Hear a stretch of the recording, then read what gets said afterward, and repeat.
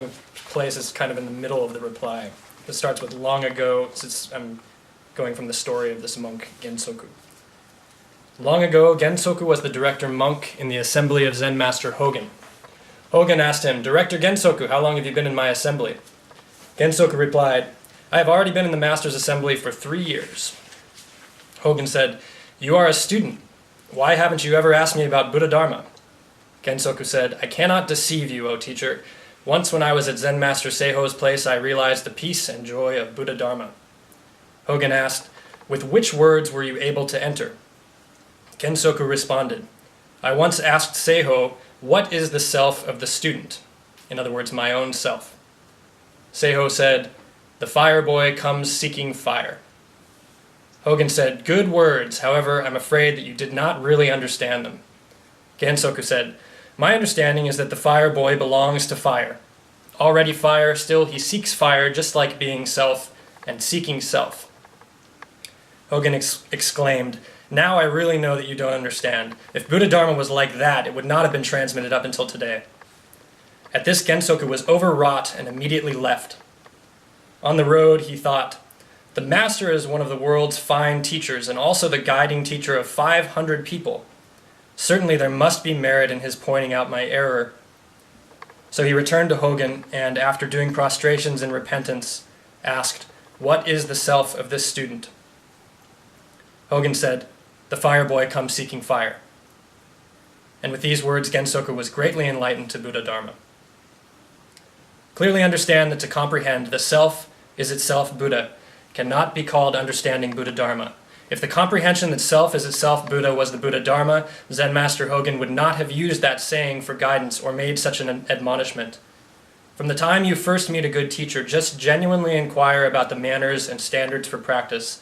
Single-mindedly engage the way of Zazen, and do not keep your mind stuck on a single knowledge or half comprehension. The wondrous method of Buddha Dharma is not without meaning. The next question is question 17. We hear that through the ages in India and China, someone was enlightened to the way by hearing the sound of bamboo, and another clarified the heart on seeing the color of blossoms. Needless to say, great teacher Shakyamuni Buddha certified the way upon seeing the morning star, and Venerable Ananda clarified the Dharma when the banner pole toppled. Not only that, but among the 5 houses after the 6th ancestor, many people clarified the mind ground with a single word or half phrase. Were they definitely only people who had engaged the way of Zazen? Reply. You should know that through the ages, those who clarified mind by seeing colors or actualized the way by hearing sounds were each the exact person who exerted the way without vacillating deliberation, and right away they had no secondary person. Okay. So, この初めのエピソードは結構簡単な日本語で、説明したいと思います。その原則という人は、多分首相とか一番中心の人は住職法元さんの、寺に、3年もそこにいました。でも全然法元さんに、仏法のこと聞かなかったで、その法元さんはなんで3年もここにいるけど私に全然来なかったで、その人は実は昔のお寺に、もう悟ったからで、今は全然何も、必要はない。でその人は何の言葉何の方法、その悟りに入りましたで、その人は聖法というの住職に私は誰ですかとか僕の本当の自分は何ですか聞きましたで、その人は、日本語でもちょっとわからない、火の息子は火を探すと言いました。それというのはもう武装にいますけれども、もう持っているものを探すということ。でその人は、分かった。で、もう全然探さなくてもいいという考えました。で、その方言さんは、いい言葉けれども、もちろん全然わからない。あなたは。で、その人は、初めのレスポンスは、多分、エンガーとかフラストレーションはもうすぐ手られました。で、道の中で、でも多分その人は、偉い住職だから、偉いたくさん人は寺にいますから、多分その人は本当に、何が私に教えますので、帰りました。で、その時は、本当にその人に聞きましたね。本当の自分は何ですか？で、その人はその通りの同じ昔の、アンサーだったね。息子の火を探して。で、その時は本当に悟った。So, this first story of Gensoku is kind of, it's a pretty, I think a typical kind of progression for spiritual development that shows up in Zen stories and probably elsewhere as well. And last Rinko, I started introducing this symbol that I've been working with for a few years now. That's helped me a lot. That is not only can be used as representing personality types, which I kind of talked about mostly last time, but it also can be a symbol for this archetypal process of spiritual and psychological development. And so I think this story of Gensoku is a good example of how we can use a symbol or language to kind of represent something that's intrinsic in the way that we progress as humans, the way that we learn and process. And so I'll try and use that story as a way to, and the symbol together, to kind of make this, draw out some of the meanings in this story. So, just to introduce the very basic elements of the symbol first. So the first thing you start with is a circle. So circle, as I was saying last time, we usually draw a circle to represent wholeness or unity. The idea of the circle is that is the basic kind of connection that everything shares. And there's lots of metaphors for this, like an ocean, or Uchiyama's favorite metaphor is like the vine that connects all of the pumpkins. So you have an individual pumpkin, lots of individual pumpkins, but there's a vine that connects all of them. They're all connected together, whether or not they realize it. Or you have an ocean and there's a single wave in the ocean. The wave is not separate from the ocean. Obviously, it can't exist without being part of the ocean, but of course, the wave is also a wave. It would be a mistake to say the wave is not a wave, the wave is the ocean, just as much as it would be a mistake to say the wave exists apart from the ocean. You could also, there's lots of words for this circle. People call it God, people call it Buddha nature. You could call it whatever you want, but the idea is that it is this essence that connects everybody and everything. And from the standpoint of kind of an individual human life, you could think of this as like the mother that you're born from. You're born from your mother, and you're literally attached to her with an umbilical cord.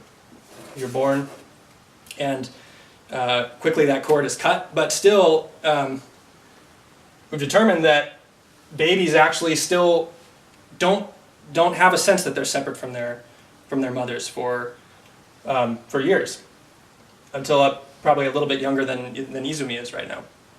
There's kind of not the sense that I'm a separate self apart from my mother, or apart from that ball that I'm playing with, or apart from the food I'm eating. There's not the sense of self and other. But inevitably that starts to develop. You get a sense that I have a body, my body's separate from my mother's, my body's separate from my ball, my food, and that's a natural part of human development. But the idea the idea in kind of foundational Buddhism is that sense of separation is the foundation of all the problems that come afterwards. That all the issues, all the things that we run into in life are a result of this basic delusion that I am separate from my environment and there's actually no connection. You forget about this vine connecting everybody. So the first kind of basic reaction to that sense of separation is anger, a sense of kind of isolation, of vulnerability, and yet somehow we have to keep living, we have to keep going. So the most fundamental reaction to that is to say, well, there's not really a problem. And so the metaphor for this in the foundational Buddhism is kind of the palace that Shakyamuni was raised in.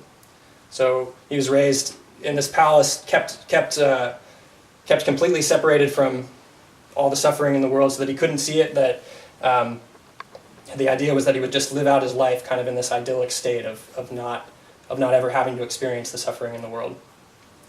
That this person kind of just blocks themselves off. And this is an archetypal image. This is an idea that is kind of it affects us because we know that it's true. We all have this tendency in us to one degree or another. The movie The Matrix kind of really made this idea forefront in the kind of their presentation. And I think the reason it was so popular was that people can identify with this sense, the sadness of this kind of like, I'm plugged into this kind of artificial reality so that I can't see what's really going on around me. But that's where it all starts. I use this, for this point on the Enneagram, I used like the image of a slaughterhouse chicken. That's just something I kind of picked out, but I wanted something that was like kind of evocative of that, the sadness of that state. Like you're raised, you're gonna get slaughtered and eaten, but the attitude is just like, well, might as well just keep eating, might as well kind of blank out and forget about it. But as you can imagine, that's a really fragile way to live, and obviously it's as the Shakyamuni myth kind of shows us, it's impossible to stay cut off from reality no matter how high your castle walls are. And developmentally what happens, we have this separation from the body, and then we start to develop the ability to think about the world, to use our minds to start to think about what's going on and process things. And this is where Shakyamuni started to say, well, there must be something outside of the walls. And but what happens is that since we're coming from this kind of basic sense of separation, this delusion of separateness, and the vulnerability that entails, thinking only generates fear, because you're using your mind to think about what's out there behind the walls, and it's naturally scary. You feel vulnerable, and you're kind of, the more and more you think about the future of what am I supposed to do, how can I kind of be in the world, that is just kind of a cycle that keeps generating fear. And the place that's the location of this is in the head. This separation is a sense of the body being separate. So you go from a kind of body sense to a head-based fear sense. And then the third